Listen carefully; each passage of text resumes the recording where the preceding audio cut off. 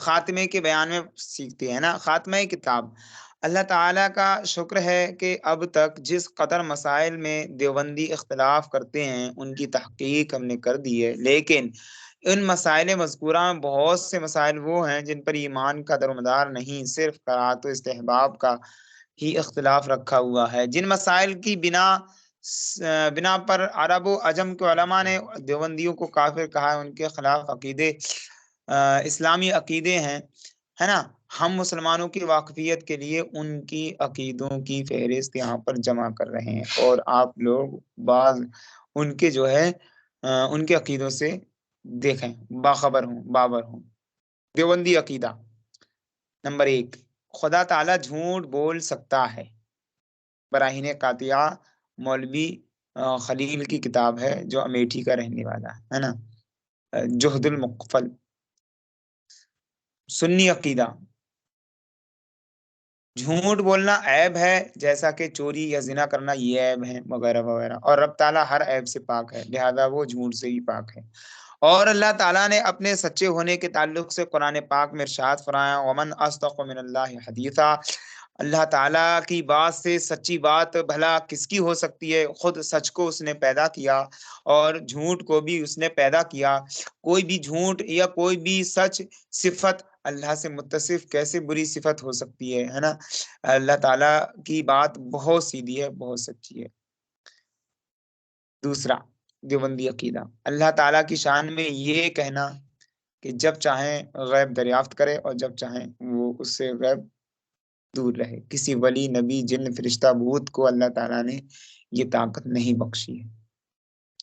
تقویت الایمان کی عبارت ہے جو اسماعیل دہلوی نے لکھی ہے۔ سنی عقیدہ اسی کے تعلق سے یہ ہے کہ خدا پاک ہر وقت عالم الغیب ہے، یعنی ہر وقت وہ غیب جانتا ہے، اور ایسا عقیدہ نہیں کہ جب چاہے، نہیں، بلکہ ہمیشہ اسے وہ جانتا آیا ہے۔ اس کا علم، اس کی صفات واجب ہے۔ جب چاہیں تب معلوم کرنے کا مطلب یہ ہوا نا کہ نہ چاہیں تو جاہل رہے، یہ تو کھلا کفر ہے۔ خدا کے صفات خدا کے اختیار میں نہیں ہے، وہ واجب ہیں، سمجھ رہے ہیں آپ؟ اختیار نہ ہونے کا مطلب جس پہ اختیار ہوگا تو اس پہ پھر وہ اللہ تبارک، پھر تو وہ مخلوق ہو جائے گا نا، اور اللہ کی صفات مخلوق نہیں ہے، واجب ہیں۔ نیز رب تعالیٰ اپنے محبوب کو بھی علوم غیبیہ عطا فرمایا ہوا ہے۔ دیوبندی عقیدہ نمبر 3، خدا تعالیٰ کو جگہ اور زمانہ اور مرکب ہونے اور ماہیت سے پاک ماننا بدعت ہے۔ سنی عقیدہ، خدا قدوس جگہ، زمان، ترکیب، ماہیت سب سے پاک ہے، یعنی وہ کسی جگہ میں نہیں بیٹھا ہوا ہے، نہ زمانے میں کسی پیوست ہے، اور نہ ہی جو ہے اس کا کوئی شیپ ہے، یعنی کوئی ڈھانچہ سٹرکچر نہیں ہے جیسے ہماری باڈی کے جو شیپس رہتے ہیں نا، اور نہ ہی وہ کسی جگہ میں رہتا ہے نا، نہ اس کی عمر، نہ اس کے اجزاء، جبکہ وہ دیوبندیوں کا معاملہ اس سے پرکھنا۔ دیوبندی عقیدہ نمبر 4، خدا تعالیٰ کو بندوں کے کاموں کی پہلے سے ہی خبر نہیں ہوتی، بلکہ جب بندہ کام کرتا ہے تب اسے خبر ہوتی ہے۔ بلاغت الحیران میں یہ بات موجود ہے، الا للہ رزقها فی کتاب مبین۔ یہ مولوی حسین احمد تانوی نہیں، یہ پچرال بھی ہے، کون سے ہیں بھیا، جو رشید کے شاگرد ہیں۔ اس کے مقابلے میں سنی عقیدہ، خدا تعالیٰ ہمیشہ سے ہر چیز کا جاننے والا ہے، اس کا علم واجب اور قدیم ہے، جو ایک آن کے لیے کسی چیز سے اس کو بے علم مانے وہ بے دین ہے۔ بہت ہے یہ تو دیوبندی عقیدے، کیا کیا جائے؟ کہا نہیں، یہ پڑھو، دیکھو، آنکھیں کھولو مسلمانوں، انہوں نے کیا کیا لکھ کر کے گئے ہیں۔ 5ویں عقیدے میں یہ کہہ رہے ہیں خاتم النبیین کے معنی یہ سمجھنا غلط ہے کہ حضور آخری نبی ہیں، بلکہ یہ معنی سمجھو کہ آپ اصلی نبی ہیں، اور بعد میں آپ کے بعد میں کوئی بھی نبی تشریف لا سکتا ہے۔ یہ دیوبندی عقیدہ ہے بھیا، تحذیر الناس۔ ہم نے کہا بالکل غلط، خاتم النبیین کے یہ معنی ہے کہ حضور کے بعد کوئی نبی نہیں آ سکتا، اور آپ کے بعد کوئی اگر نبی آنا مانے تو وہ اسلام سے نکل جائے گا، نبی نہیں آ سکتا، کیونکہ اللہ تبارک تعالیٰ نے اس تعلق سے قرآن پاک میں فرمایا ما کان محمد ابا احد من رجالکم ولکن رسول اللہ وخاتم النبیین، کہ یہ جو محمد ہیں یہ کسی کے باپ نہیں ہے، بالغ لوگوں سے ان کے جو بچے تھے، بیٹے تھے، وہ جو ہے بچپن میں ہی انتقال کر گئے تھے۔ اب یہ آخری نبی ہیں، آخری، ان کے بعد کوئی نبی نہیں آ سکتا۔ دیکھیں آپ دیوبندی کیا کہہ رہے ہیں، اس میں بھی شکر نکال رہے ہیں۔ چھٹا عقیدہ، اعمال میں بظاہر امتی نبی کے برابر ہو جاتے ہیں، بلکہ بڑھ جاتے ہیں۔ اللہ سمت، آسمان کیوں نہیں پھٹ جاتا ان پہ۔ اگلا عقیدہ ان کا کتنا خطرناک ہے، حضور صلی اللہ علیہ وسلم کا مثل اور نظیر ممکن ہے، یعنی حضور صلی اللہ علیہ وسلم کی طرح کوئی اور بھی ہو سکتا ہے، الیاذ باللہ۔ اور عقیدے، ہمارا عقیدہ اس کے خلاف ہے۔ پہلا کیا تھا کہ امتی، کوئی بھی امتی نبی سے آگے نہیں بڑھ سکتا، اور ہمارا یہ عقیدہ ہے نا، اور یہ حدیث سے ثابت ہے۔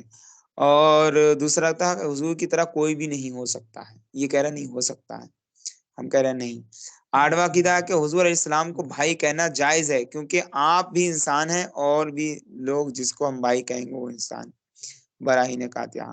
ہم کہتے ہیں بالکل غلط ہے، علیہ السلام، ہم کہتے ہیں بالکل غلط ہے، یہ نہیں چلے گا۔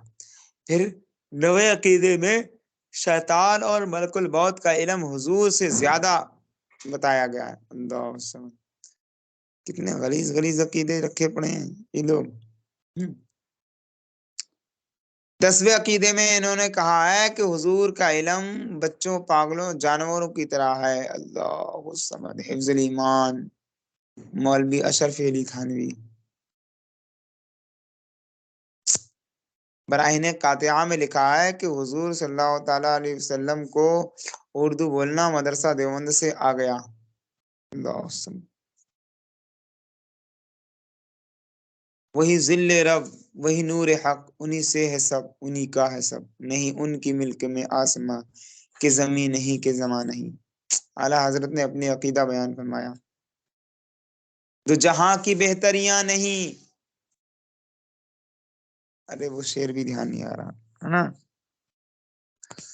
وہی ذل رب، وہی نور حق، وہی انہی سے ہے سب، انہی کا ہے سب، نہیں ان کی ملک میں آسماں کہ زمین نہیں کہ زمان ہے۔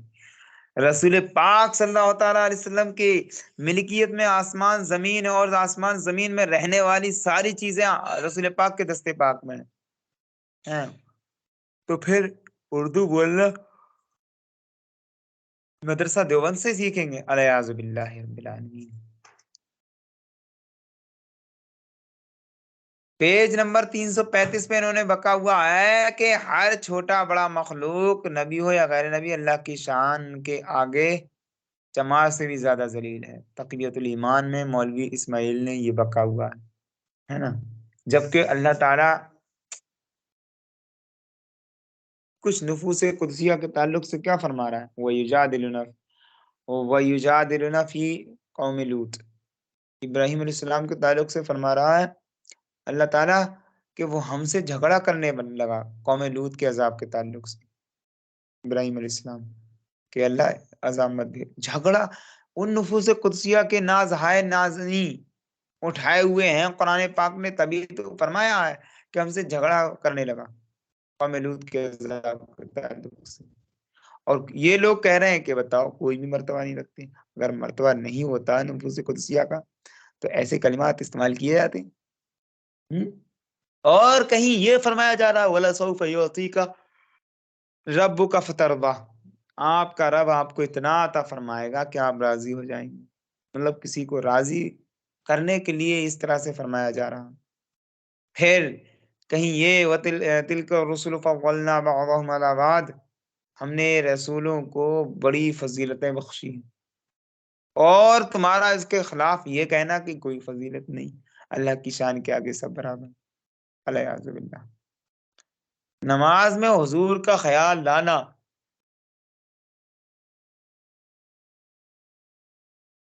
اپنے گدھے اور بیل کے خیال میں ڈوب جانے سے بدتر ہے۔ صراط مستقیم میں مولوی اسماعیل نے یہ بات کہی ہے۔ ہمارا عقیدہ بالکل خلاف ہے، ایسا نہیں رکھتے ہیں، بلکہ حضور کا خیال آنا عین ایمان ہے، عین اسلام ہے، عین صلاۃ ہے۔ 14 پہ کہا ہے میں نے حضور صلی اللہ علیہ وسلم کو خواب میں دیکھا ہے کہ مجھے آپ پل صراط پر لے گئے، اور کچھ آگے جا کر دیکھا کہ حضور علیہ السلام گرے جا رہے ہیں، تو میں نے حضور کو گرنے سے استغفر اللہ العظیم، یہ تو عبارت پڑھنے کا بھی من نہیں کر رہا، ایسی ایسی باتیں انہوں نے کہی ہوئی ہیں۔ یہاں پر جو بھی عقیدے بیان کیے گئے یہ ایک نمونہ تھا، آگے اگر ساری باتیں ان کی ذکر کی جائے تو اس کے لیے دفاتر بڑے بڑے دفتر، بڑی بڑی کتابیں چاہیے لکھنے کے لیے، ہے نا۔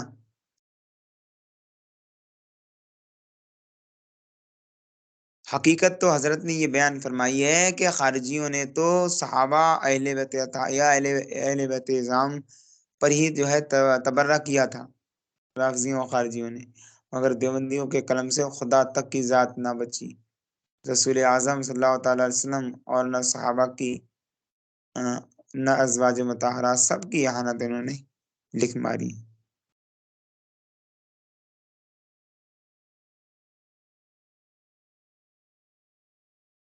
گلیز گلیز باتیں لکھی۔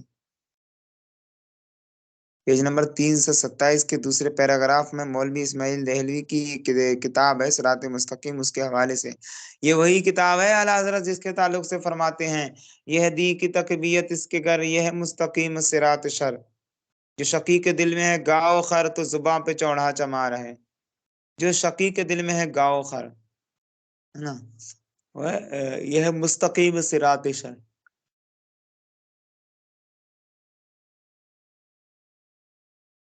تو یہ صراط مستقیم میں اپنے مرشد سید احمد صاحب کی تعریف کرتے ہوئے لکھتے ہیں یہ صاحب کہ اللہ تعالی نے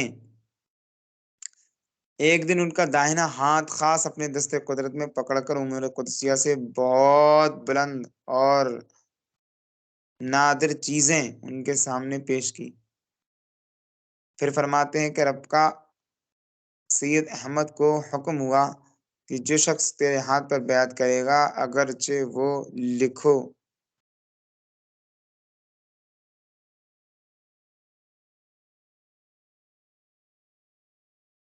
لکھا لکھو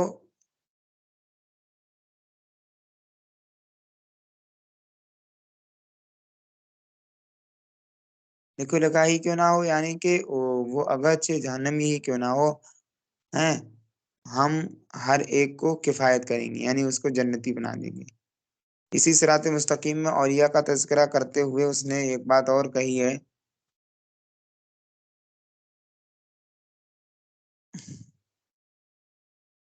اور ان کو انبیاء کے ساتھ وہی نسبت ہے جو چھوٹے بھائیوں کو بڑے بھائیوں سے، کیونکہ ان کے درمیان بھی ممج نبوت کا علاقہ ہوتا ہے، اولیاء اعظام کا، اولیاء اعظام کی بات ہوتی ہے، اور ممج اخوت کا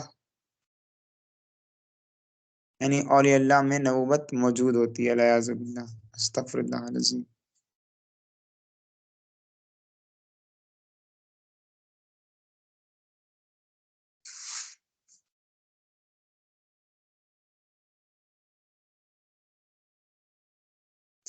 یہ حضرت کی ایک کتاب تھی،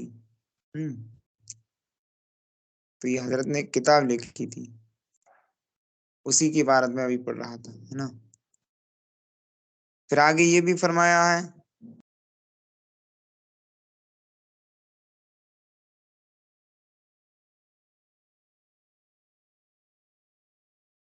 مطلب کل ملا کے انہوں نے بہت زیادہ غلاظت بھری ہوئی ہے، بہت زیادہ ایسی ایسی باتیں کہ جن کو سن کر کے جو ہے ایک مومن کا ایمان دہل جائے، ایسی سی باتیں۔ اسی وجہ سے جو ہے علماء عرب و عجم نے یہ کہا ہے کہ کوئی مسلمان اگرچہ وہ پڑھا لکھا ہو نہ ہو، ان کے کفر اور شک میں جو ہے کفر و ایمان میں شک کرے گا، ان کے کفر میں شک کرے گا تو وہ شخص بھی کافر ہو جائے گا۔ عصمت انبیاء کے تعلق سے ایک رسالہ ہے، قہر کبریا بر منکرین عصمت انبیاء کے نام سے، وہ بھی یہاں پر شائع کر دیا گیا۔ دیوبندیوں کی، چلو ہم پڑھتے ہیں، دیوبندیوں کی دریدہ دہنی اور توہین انبیاء نے لوگوں کو بارگاہ انبیاء میں بے ادب کرنے پر دلیل کر دیا ہے نا۔ ہندوستان میں ایک فرقہ وہ بھی پیدا ہو گیا جو انبیاء کو معاذ اللہ گناہ گار بلکہ مشرک کافر بھی کہتا ہے نا؟